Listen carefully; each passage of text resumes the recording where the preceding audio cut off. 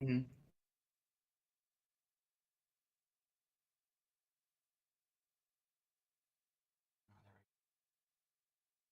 That's how you know it's going to be a good show.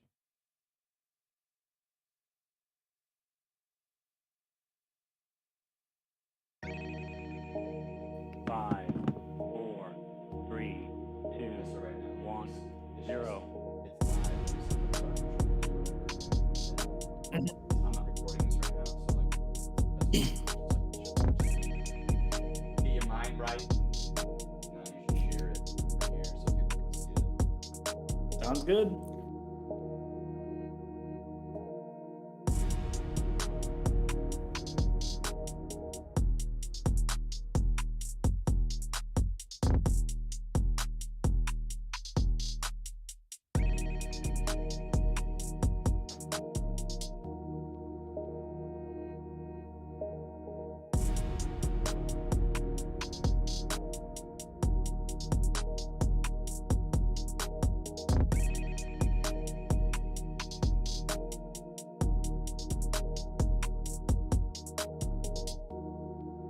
I like how it does it to the story.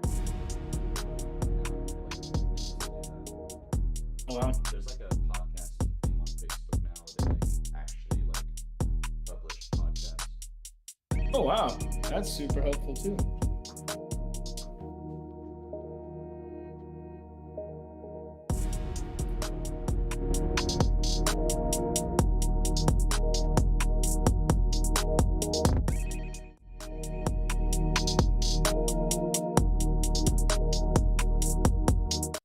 Check one, Actually, check two, check three. Hello, hello. Welcome in, everybody. Welcome to the show today. I have a special guest for you today. Me and this guy, we go way back. We've actually known each other since December 14th, 2014. That is the first day both of us joined the Marine Corps because we were in boot camp together. We haven't had a real conversation since about May of 2015. So this should be pretty interesting. I've actually followed him on social media ever since then. And he's had a wild journey. I'll say that. I think we can both relate with each other having a wild journey with this. But he's ran a successful business while being full time in the military. So I have mad respect for him. Give it up for my friend Isaac Miller. thank you, man. Woo. How's it going? Doing good, man. I'm so glad you could be here. Thanks for taking time out of your day to be here. Well, Um, thank you. yeah. So it with you. It's almost like I want to like talk about 155,000 different things because I watch your content on. Even though I'm not a bodybuilder and I'm not a coach, I am a certified trainer. I guess I don't really take clients at the moment. Sometimes I'll help out friends or whatever, but um, I see your content and to me seems like it's a very like when you're coaching like competitors or other coaches, it seems like you take a very basic slash easy approach way. Like for example, what I mean is that over Christmas, I think I've seen you do it twice. Every holidays, you always post a video talking about don't be that douchebag that brings prep meals to the family dinner, right? And I just love that because I feel like sometimes people sacrifice too much life over their goals. But so tell us a little bit about you were in the Marine Corps. What did you do in the Marine Corps, and what did you do to start your business while you were still in the Marine Corps? I know it's a heavy question, but let's just get it out there. Yeah, no, I mean, to date back before the Marine Corps, I was a bodybuilder already. I had gotten second place in the World Championship powerlifting meets. I already was in that space. I was already a personal trainer, already helping like work with contest prep clients, like already kind of working in that industry and learning under some pretty awesome coaches. So when I joined the Marine Corps, it was like more so just because I wanted to join. It really had nothing to do with anything else like professional. It was more of just like I want to join the Marines. So I kind of put the training on the back burner. So then fast forward to being put into, long story short, into a position in the Marine Corps that I didn't want to be in. I had to make the most of it. And with that, an opportunity presented itself where I got to train at one of the self-made training facilities in San Marcos, actually. And so I would go like to base and work or whatever. And then as soon as I was done there, I was hightailing it, trying to beat traffic to get to the gym so that I could start taking clients. And so with that, it was like building and managing both while still, going to the field every once in a while, or going to ITX every once in a while, or going to, the debts or the boats every once in a while. So it was like managing all of that. Eventually I ended up actually managing the gym itself and being the lead trainer while still being a sergeant in the Marine Corps. And it was a lot to manage, but at the same time, it was really fun. Yeah. So what could you what was your biggest learning curve to balance both? Like, were you pretty nervous to like, was it like a slow build for your business? Because when you're in the Marine Corps, you're a Marine, period. Like, there's no like getting around that. Especially in the Air Wing, I know I have mad respect. I actually didn't know about this when I was in the Marine Corps. I was in the infantry, and then I had about a year left, and I did some temporary duties at the Commanding General's building, and I Mhm. interacted with Air Wing people, and I didn't know that their schedule was like freaking insane, where they would do like 12 or sometimes 24 hours straight, and then 24 hours off, and then 24 hours straight, or 12 straight, or 12 off, 12 on, 12 off. They were mostly, I don't know what they did because I was in the Air Wing, so I don't know. But so mad respect for your schedule. What was it like? Was it a slow build for your business, or like for like the gym aspect of your life, or the fitness industry, or was it like, okay, I'm gonna just go all in at once? Yeah, no, I would say it was at first a slow thing where I had my paycheck from the Marine Corps, and like you said, it was like 12 on, 12 off, which for supervisors, which I was essentially a team leader by the time I was a Lance Corporal, so it was like 14-hour days, between 6 and 7 days a week and that could be for months at a time before you actually start Mm, seeing a kind of normal shift. And then the normal shift will last like maybe a month, and then you're back on 12s or 14s 6 7 days a week for another few months. So it kind of just depended on op flow and everything like that. So my first round at the gym, it was really working with just like a handful of clients that I could manage and still be good at my job. Especially like at that time, I was really into like McMap and doing instructing, being a McMap instructor and doing all that. So it was a little bit less on the personal training. Then I went on a deployment and came back, and I was like, you know what? I'm gonna go, and I think we all kind of have that experience after a deployment of like, is this what I want to do or is this not? yeah, And I for think sure. when it coming back, I was just like, I really want to dive into the training and just see what can happen. So at that point, I was a sergeant. I had gotten to where I could kind of mitigate everything that I needed to and control everything I needed to at work with the Marines. So at like as soon as like the 8 to 12 hour shift mark hit, I was gone, and working at the gym. And I was, I had a pretty full roster of clients and managing the gym and helping those trainers build their rosters. I mean, it wasn't very much sleep. Would I go about doing it the same way again? Probably not. Just due to that, I mean, I have a lot of non-visible disabilities now because of my lifestyle that I had during the Marine Corps Yeah, of for trying sure. to do both. So it definitely had its cons. But that being said, it was pretty cool to see how like you could live multiple purposes. Hmm. Like I was in the Marine Corps because like there was a reason why God had placed me there. I had my Hmm. purpose there, and I was good at my job essentially, and I helped the Marines that were under me. But at the same time, I also was able to go to a gym and literally help, change lives there with people just trying to get in better shape and learn and grow.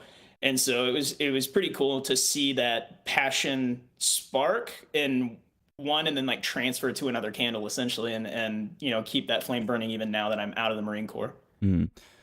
So just to rewind what you said a minute ago, you were a McMap instructor. That's the Marine Corps Martial Arts program. I know people are gonna be like, "What's a McMap instructor?" So it was kind of like everywhere you went, you were coaching, you were supervising, you were because when you're a McMap instructor, there's kind of a lot that goes into it. For those who don't know, there's actually not a whole lot of veterans that listen to this actually, which is very surprising.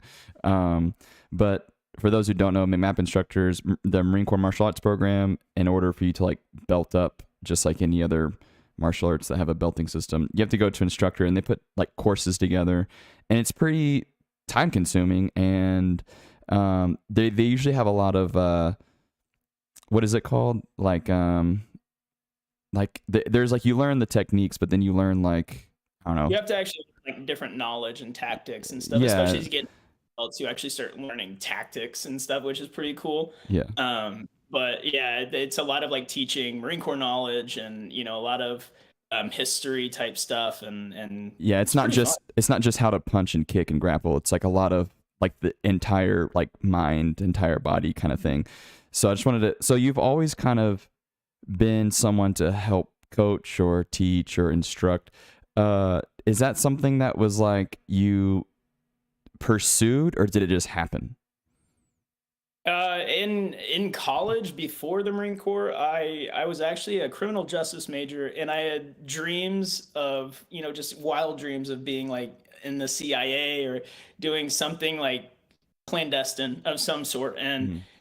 at the time, I definitely thought I had the physicality to do it too, which I probably did, but I was still a naive kid. And so just being in the like physically loving to train at the time, doing like bodybuilding and powerlifting and CrossFit, and like thinking I was just kind of this freak of nature.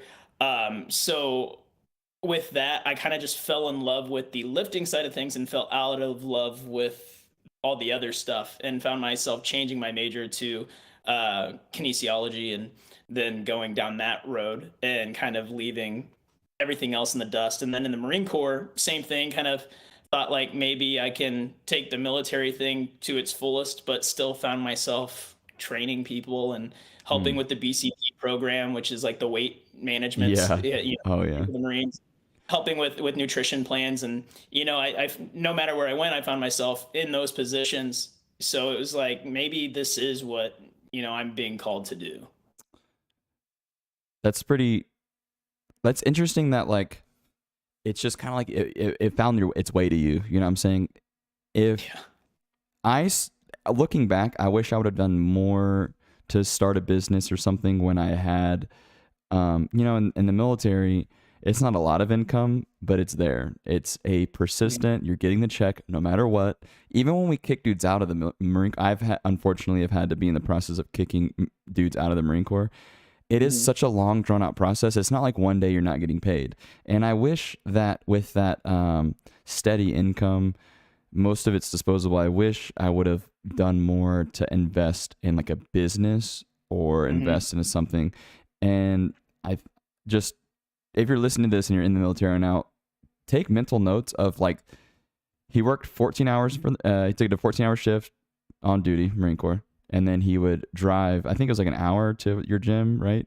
It depended on when. It could be anywhere from 20 minutes if there's no traffic to like an hour and a half, with a little bit of Yeah. traffic. So, So I've I've mapped it out before because I remember I wanted to go like check out your gym because when I was working mhm. on main side or old main side or whatever for those 6 or 7 months, It's and like, yeah. yeah, so if you calculate that, that's 15 hours gone, and there's nothing he can do about it. He's legally minded, being told that he has to be somewhere and do a thing for about 14 to 15 hours a day, gone. So that leaves anywhere from 6 to 8 hours of what he's got to do left, right? So those 6 or 8 hours or 10 hours on a very good day, he could have slept. He could have drank. He could have partied with the boys in the barracks. But that's not what you did. You grinded. And I think we can all take like mental notes because I had a coach say this at practice the other day after practice to some of the guys. He was like, you guys think you're busy. He was like, you guys are student athletes. You're full-time student, full-time athlete. And he's like, y'all think you're busy. Y'all aren't that busy. And I was like, he's kind of right. The amount of time I've caught myself with like 3 hours to spare in the middle of the day, but between classes or between practice and class, he's right. And Isaac, you're someone who made the most of that free time. Granted, you already admitted you kind of overstretch yourself a little bit, but it's kind of built into something that, is remarkably pretty special. So tell everyone what you told me before the podcast about what your current business is. Yeah, so my business is called Prolific PT. So essentially, when I started coaching, I had it was Miller Strong or Team Miller Strong LLC, and I realized that my passion was more so helping, not just like I specialize in contest prep, like helping bodybuilders, and I take more of a health centered approach and like making sure health is optimized through prep. But I realized that I love helping trainers too.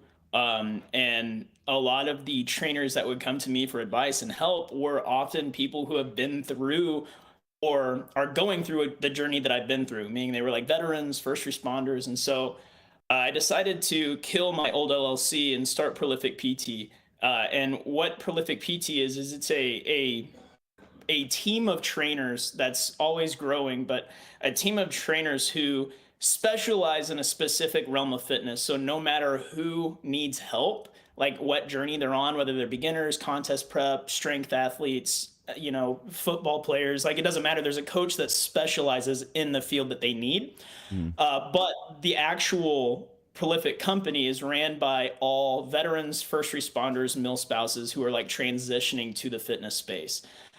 So like we have a few veterans, two Navy veterans actually who do like the mindset coaching, like performance coaching, as well as tactical coaching Mm. for like CrossFit style movements and like movement under fire style movements. And they're both veterans. We have a mil spouse who does our lifestyle coaching, and it's really cool to help veterans and these people in these essentially in these careers that maybe they can't sustain through for a lifetime and they need to get out. Mm. And it's daunting to leave somewhere where everything's really laid out for you, but the job is just it's not right. So being able to transition to the fitness space, but instead of being thrown out to the wolves, you have a team of people who are going through what you're going through and can help and support and empower you to do it. That's what I wanted to give the fitness space, for veterans and this community, but also create a space where we can give good like training practice and good training doctrine. Cause like I can't stop shitty trainers from training people, Yeah. right? Like we can't stop them from being bad at their job, Mm. but we can't stop them from doing their job, but we can stop them from being bad at it. We can That's true, stop yeah. shitty. Like, so my whole mentality with Prolific was like, there's room for everyone, like there's so many people in this world that need help. And if we get out of this competition mindset, but instead just all work to make every coach better, then we'll actually be able to see this industry change. And so, yeah, that's where Prolific really birthed from, was just the longing to change this industry in a positive way and to help veterans and first responders do it. So when you were still in the Marine Corps and you were training clients, did you compete at all still? I have done 2 shows while I was in the Marine Corps. And then when you were training, you were training specifically people who were interested in the sport of bodybuilding, correct? For the most part. Yeah. For the beginning, I was doing, I was coaching anyone who would pay me. Yeah. But I realized that I needed to specialize in what I cared about. So that's kind of what I did. Yes. I have to explain to people who like go to the gym to just work out. And I've talked about it on this podcast before, like if we're taking an average Joe off the street who like looks pretty fit, like what I do at the gym, what he does at the gym are 2 totally different things. I don't go to the gym to work out. I go to train. And it's just a different mindset. It's like a intensity, it's a program, it's a like you can work out to look good.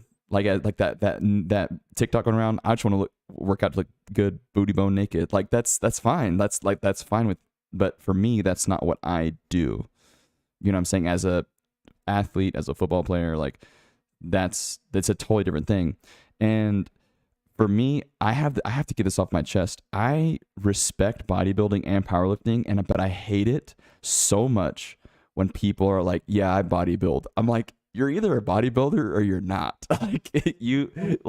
I hate that so much. Like, correct me if I'm wrong, but there's so much that goes into bodybuilding. I'm setting all this up just to get, because sometimes I think people look at the sport as some people look at it as it's kind of silly. People look like cartoons, like whatever, but there's so much that goes into it that like they're, oh, they spend like 6 hours at the gym. Not if they're doing it right. If you're doing it right, you're at the gym for 2 hours max, but the rest of your day is spent being uber disciplined with diet, with even when you get to the next level, like counting steps, supplementation, and the dark side of it, you know, the performance enhancing drugs and that sort of thing, and like the balancing act of your body.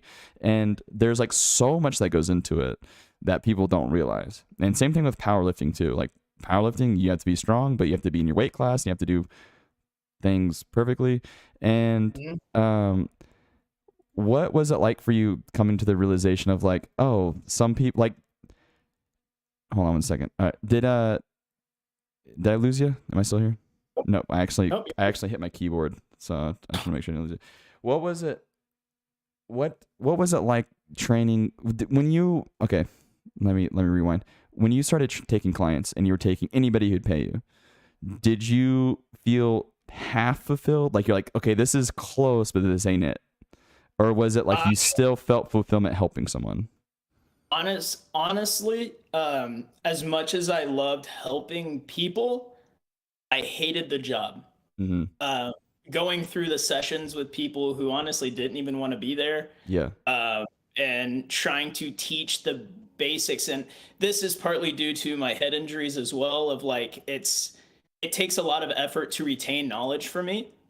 Just because of I've had 7 concussions, so there's some brain damage there that keeps me from having some good memory. Mm-hmm. So I'm very selective with what I know. And you know, as much as I love learning things, I realize like not everything that I can learn is going to make me money or help my business. So I really focus on building up my knowledge within contest prep and hypertrophy movements. Mm-hmm. So working with like the Gen Pop clients is what we kind of call it in the professional sense. That's a good term. I'm going to use that. Yeah, just people who want to get in shape or stay in shape. Having to teach like the basics of how to do a even just a body weight squat to me was like pulling my nails off of my hands. Like I would have rather done SEER school like top tier than go through teaching someone how to just sit on a box. Yeah. And I understand that it's a really important need. Nothing against those people, because they, you know, there's a coach for everyone, but it wasn't me. I couldn't do it while learning all these advanced, you know, curriculum for training and then go to work and actually just do the most basic thing. It killed me. So as soon as I started training more athletes in the gym and just having fun with it, and then like doing my own experiments, like one thing I do really look forward to once I do have my gym up and running is having a lab where I can have like actual EMGs and actually get a look at, you know, how muscles move in different ways to get better performance. It's electromagnetic thing. It's essentially just like a sensor you can put on your muscle, and it sends information to the computer to show where like the muscle engagement is peaking through the movement and stuff like that. So it's like, for me, I love the science of the movement. And so to be super basic with it, it killed me. Honestly, I hated training. Once I decided that like I needed to take the risk and just go all in on what I was good at in training, that's when my business actually soared to the next level. And I found a really strong enjoyment in working with athletes in the gym. Yeah. I want people to take mental notes of that. It's one thing so being a personal trainer, being a fitness trainer, being a coach is one of those weird things where if you're working at a gym, for your case, you're working at Self-Made when you started, you have your own clients, but it's kind of like not really your own business, right? Like it's your own business, but it's like not at the same time. Like maybe for your situation it's a little different, but for example, like everybody knows like 24 Hour Fitness, LA Fitness, all these fitness chains. The managers of the gym will sell it to you for you to grow your own business because, correct, the more clients you take, the more money you make. But in reality, you're not, like you are growing your own business, but you're not. But if you're doing it just for the money, there's like a point of diminishing returns of like how much time and effort you put in and how much money you get back, right? If I was doing shitty job A and I was making $1 million a month, probably going to stick with it. But I'm doing shitty job B and I'm making 5K a month, probably not going to stick with it, right? So there's comes a point where the amount of money you're making isn't the amount of like, for you, like mental drain that it took to keep going, right? And once you started doing specifically what you felt like was your niche, what you loved doing, where you would, not sleep because of it, where you would drive an hour each way after doing 14 hours on shift just to go right back to do it again. That's when your business started to take off. Do you felt like you worked harder because you loved it more, but you didn't realize you're working harder? Um, I think this is a really good question. And with Self-Made, like the great thing about Self-Made was it was literally just a private facility Mm, where we rented the space. mm. So it was just an equipped studio in which I just paid, a certain amount a month, and then I got to run my own business there. Okay, so that's And good for you. Good for you. And then it was I'm not good for trying me, to, yeah. yeah, not trying to, It was wasn't trying to dog your gym. I just meant like for the no, no, no, no, for the not at average all. trainer. It definitely the business model itself has its flaws as far as owning one, Hmm. but for being a trainer there, it was pretty great, and they had a really good. I wouldn't say the business plan is perfect by any means, but at Yeah. least for the trainers, if the trainer's independent business plan was strong, um, then Self-Made was pretty great place because it was notable. A lot of people, there was a lot of influencers there, a lot of notoriety around it. So it was definitely a useful facility to have at the time. But you were completely correct. Like there was a certain point where it's like diminishing returns. I think that's with everything. That I don't think that goes away. Because even when I switched to doing what I'm passionate about, I still hit that wall where it was like, okay, I'm probably working too hard for what I'm getting paid. Mhm. But that's when I had the freedom to actually sit down and look at my business and look at myself and see maybe I'm just undervaluing myself. Mhm. And so when I started looking at that and actually, you know, I think this is also something a lot of veterans deal with is just the constant battle of noise, Mhm. just everywhere, like noise Yeah. from from the world, from your family, from your friends, from your past, from your job, like everything. It's just noise all the time. Like And sometimes like literally physical noise of like yeah, machinery, firearms, and then the it's just constant. yeah, and then like the when are you like if you are a spouse or a friend of active duty military member, don't ask them when they're coming home. They'll let you know. That's like my least favorite. When are you coming home next? Like that's every time I called home. Like when are you coming home? When are you coming? Like that's noise. You know what I'm saying? Like Yeah. just love them where they're at and support them where they're at. That's just a side note for everybody listening. Okay, continue with what you're saying. Noise.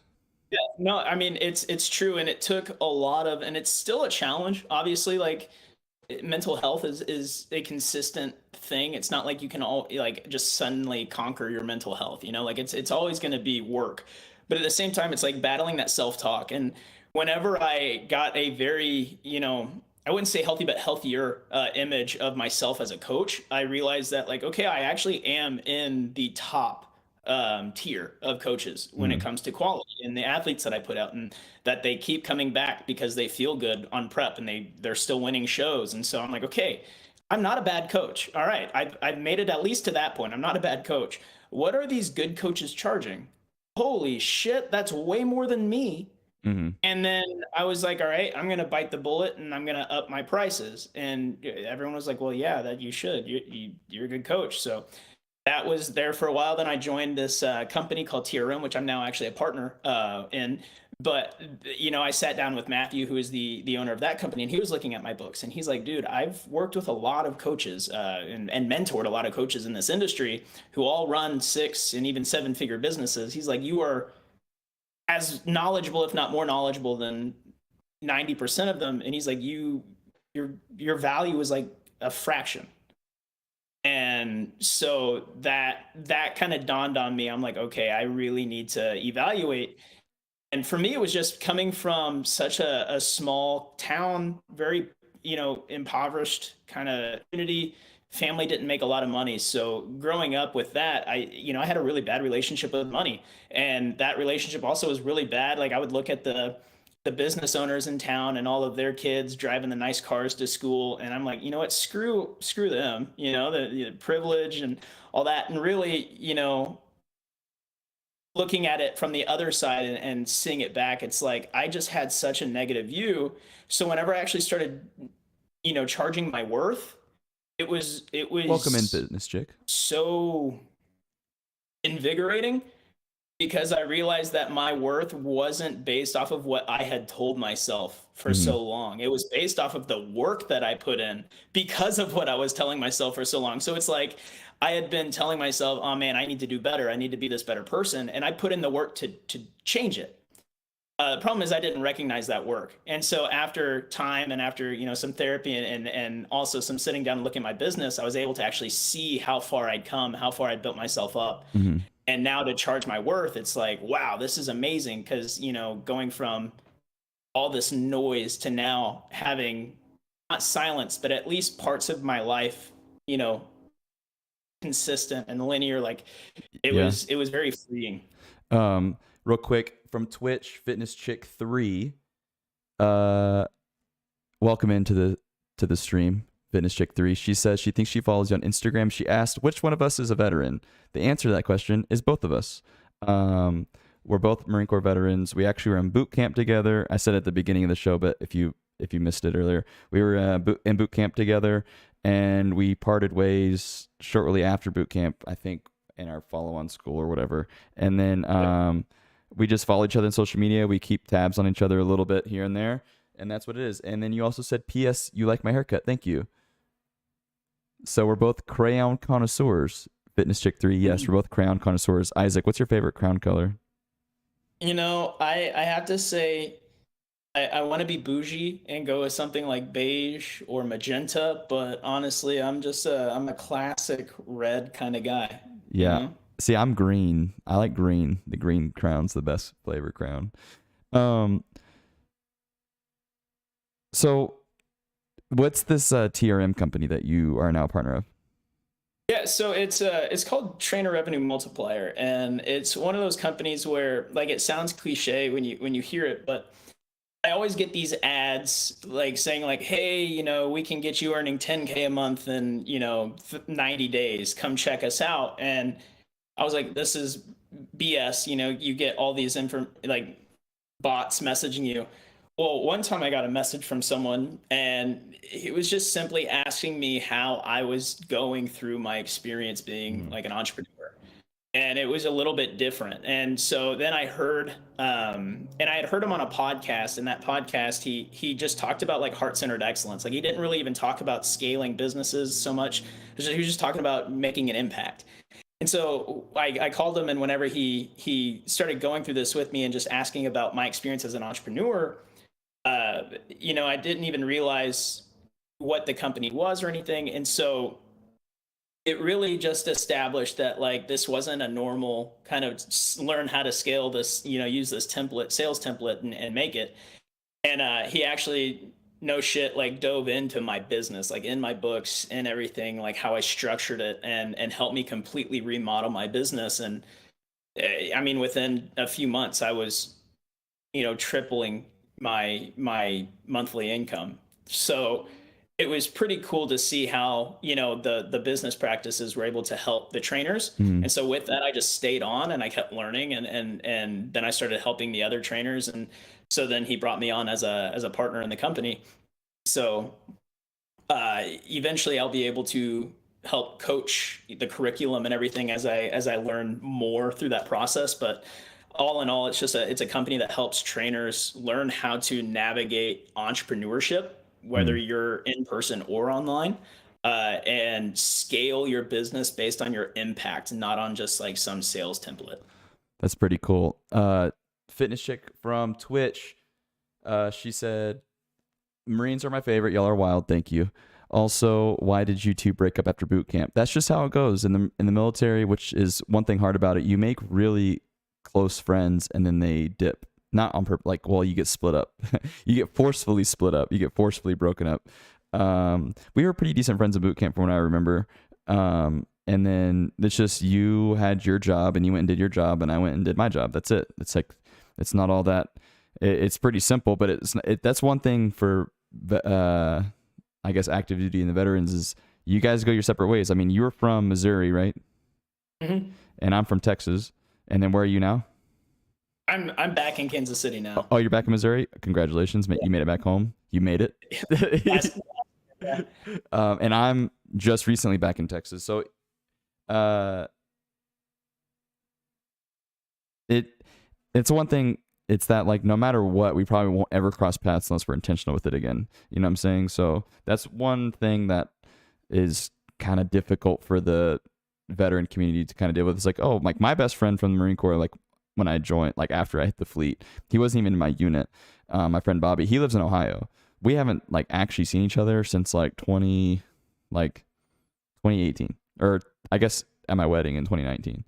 Or was that 2018? Yeah, I got my wedding in 2018. I'm getting my dates mixed up. But yeah, so that's what happens with that. Yeah, it's one thing I do have to say, like if you're not a veteran but know veterans, that and it's, I think my family, it's been a hard thing for them to understand, is veterans were good at just kind of letting relationships pause.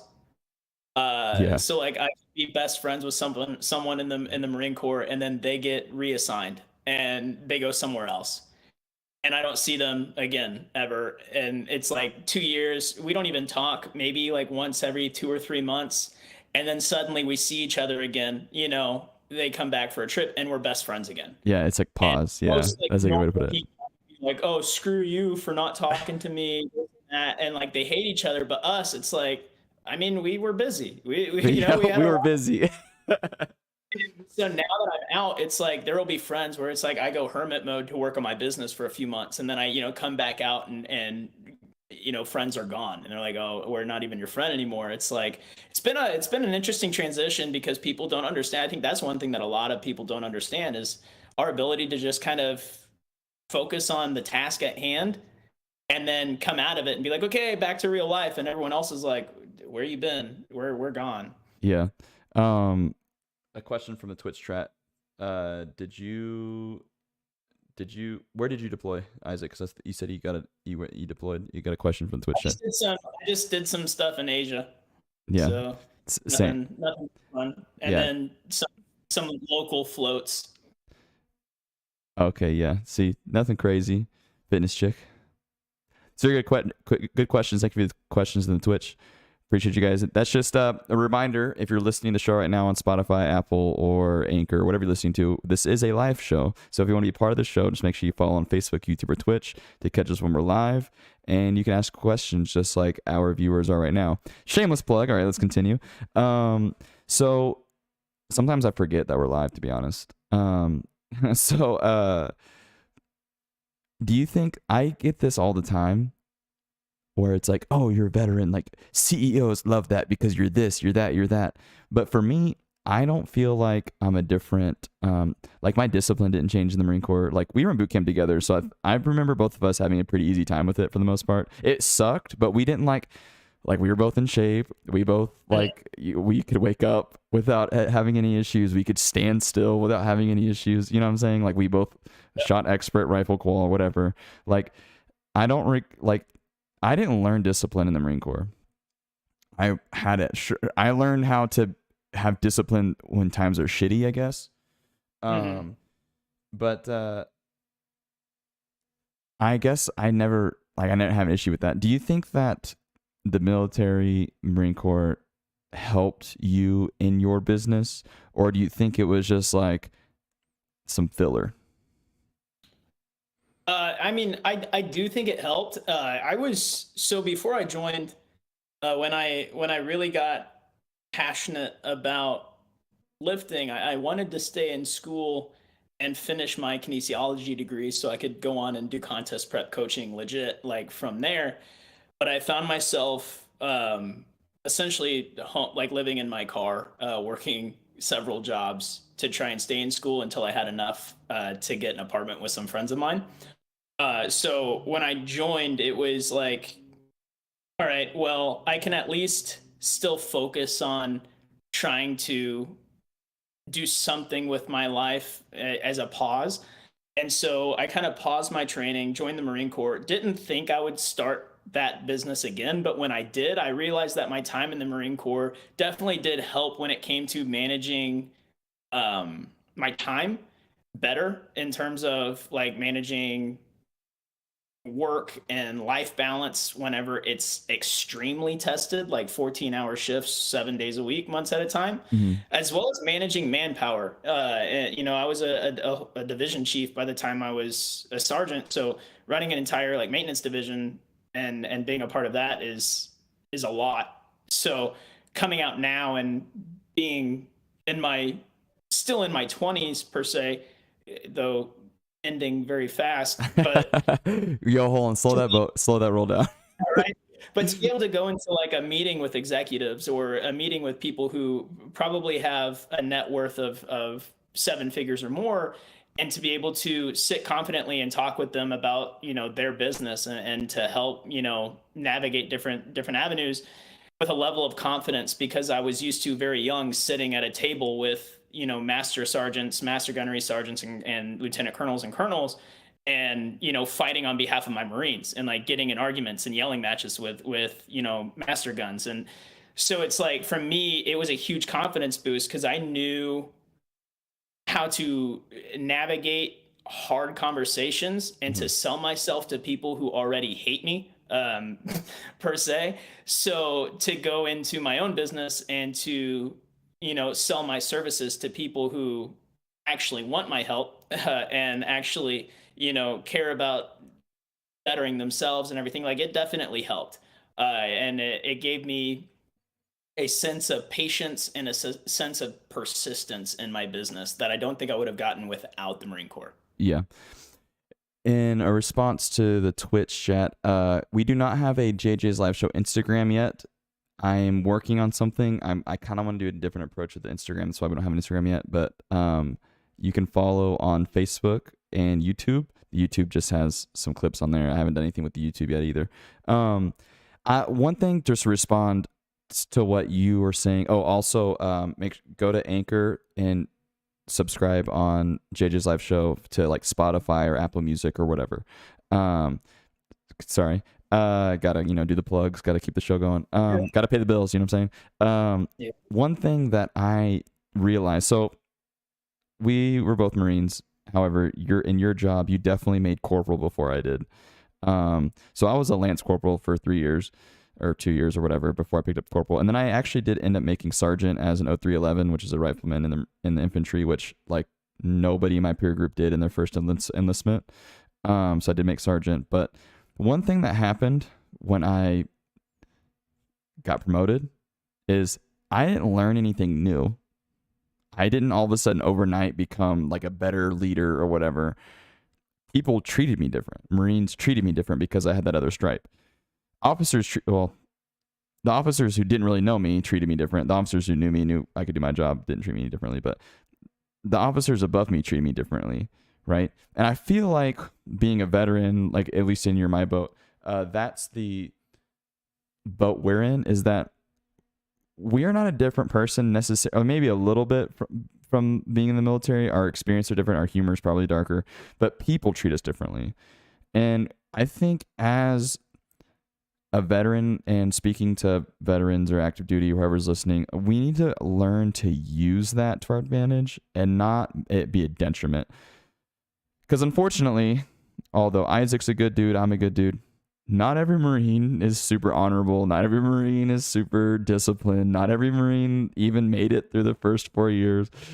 And I think that it's interesting. I think we get treated differently. Not that we know so much more than somebody else, right? I think it's just that we get looked at differently, talked to differently because we're veterans. What do you think about that? Have you thought about that? Oh yeah, and I think it has to do with one, not everyone knows what the military does per se, like how you can go into the military and there's literally every job you can do in the civilian world, you can pretty much do in the military and call yourself, a soldier or a Marine or whatever. But also, I think it too is mentally, we live in crazy times. We live in everything is unpredictable. You never know what's going to happen. And so in the real world, when we're out, living our life, doing our stuff, and then people in the area know, like, oh, that's a veteran, well, then you're going to be put in a leadership position if, God forbid, shit hit the fan. Yeah. And it's sad, but like, it could be someone who was just a pencil pusher for 4 years and got out. That dude's gonna be trying to, swarm off the invaders when the time comes because his neighbors think he's Rambo. And so it's, we're just kind of put in that position. And I think with that comes a different treatment, because it's like, if you look at videos of animals in the wild, Mm. you'll see a lion laying down, you'll see the other animals come up to the lion, and though, it could be a pack of wolves that together could probably take the lion down, none of them are coming up like full on at that lion. Mhm. Not a single one. And I think it's the same thing if you don't know what that veteran has been through, what he's seen, what he or she has done, what they've experienced. And so you have to approach that veteran like the lion, because you Mhm. never know that one person where it's too much, Yeah. right? I think that's just the underlying tension when people try and they don't know the Marine person, or don't know the veteran personally, Mhm. or they don't know the veteran community personally, I should say. Because if you're in the veteran community, even not a veteran, we're relaxed. We're a relaxed group. And we're more likely to just talk the shit and joke around than to Yeah. cause any kind of I tension. I think I Uh, think a lot of people look at veterans and they immediately think of like Jocko or what's the other dude? The guy that runs a lot. Yeah, Goggins or Ultra marathoner. yeah, that or like they just think that we're all that when we're like, no, that's like a very select subset of creature individuals. I think we all have that switch, or at least in my job, we have that switch of just becoming a savage. But some people, like Jocko Willink, that's on all the time. like, like there's no off switch for that guy. Like every time I've watched a video of him or him just talking with someone, and I know people who've met him and worked with him in person, that intensity is always there. And I'm just like, dude, that just ain't me. Like, I can't do that. Like, I gotta joke around. I gotta have fun. Yeah, it's like I just it's one thing I always say, like, when things really suck, when life really, really, really sucks, it doesn't matter what, like, if it's a task you're doing that sucks, or if it's just a period of life like that you're going through, sometimes you have to be able to just laugh at the situation and make fun of yourself in it. And I Yeah. think that's what helped me get through a lot of the Marine Corps stuff, was like laughing at the situation, finding the humor in it, and pushing through, because like life is hard for everybody. Life Mhm. is difficult. And I think for me personally, it's that switch.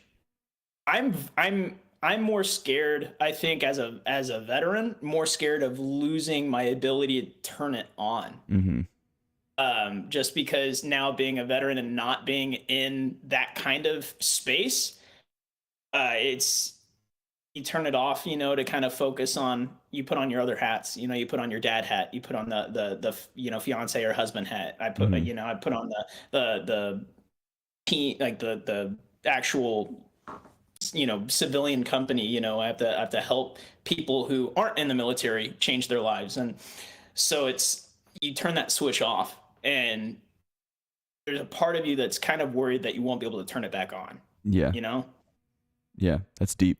That's deep. We're gonna do one more question from the Twitch chat, and then we'll wrap it up. Thanks for these questions in the Twitch chat. And if you're watching on Facebook, say hello, or YouTube. I'm not sure if the YouTube chat's coming in at the moment. It might be. I see we have a handful of viewers, but I don't know if their chats are coming through or not. Let's do this. Let's do this question. I like this one better. Seems like he might have a definite answer. Do you both think you'd be where you are now if you had joined a different branch of the military? If you joined a different branch, you think you'd be where you're at now? I think so no it, for me, because if I join the Air Force, that shit's probably easy, and I'd probably still be in. No, I'm joking. Just joking. oh, I was gonna say the same thing. No, honestly, like I said, this job kind of found me multiple times, even while I was in. That's good. So I feel like I would have been doing this anyway. Granted, when I left, they were just doing the Force Fitness instructor, and they actually requested for me to go through like the first class Mm-hmm. to kind of help audit it. Mm-hmm. I didn't. I didn't want to extend for it, so I got out. But I think like if other branches were to have adopted that, like if I was in the Air Force and they had a Force Fitness instructor, I probably would have been doing that. Yeah. Um, Also, like I loved it, while I was trained before I got into bodybuilding, I kind of helped coach other sports as well. And the sport that I actually enjoyed the most in person was MMA and fighters.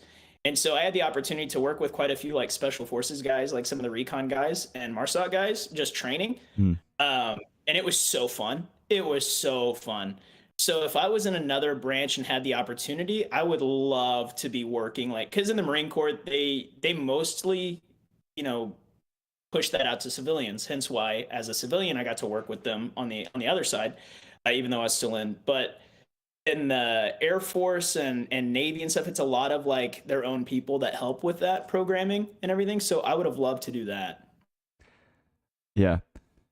Well, Isaac, I want to thank you for coming in. I think if anything from this episode, people like your future clients, your business partners, future business partners, will just kind of see a different side of you, I guess, is your business. I think that your heart behind your business is you're a mentor, you're not just a coach. You're literally mentoring coaches to be better coaches, which is gonna help bring up some of the best athletes in the country or in the world, whatever. But tell everybody where they can reach out, where they can see you at, your Instagram, plug all your whatevers you want to plug. Yeah, definitely. So my Instagram is The Prolific Professor, or the actual team Instagram is just The Prolific PT, or on Facebook, The Prolific PT. We have a private Facebook group, but you can find that through just the normal Facebook page, The Prolific PT. And then our podcast, The Prolific Muscle Podcast, my strength coach and I run that one. So we get to interview some pretty cool people on there. It's fun, kind of a pastime thing for us. So those are my medias, and thank you guys for having me on and letting me ramble. Yeah.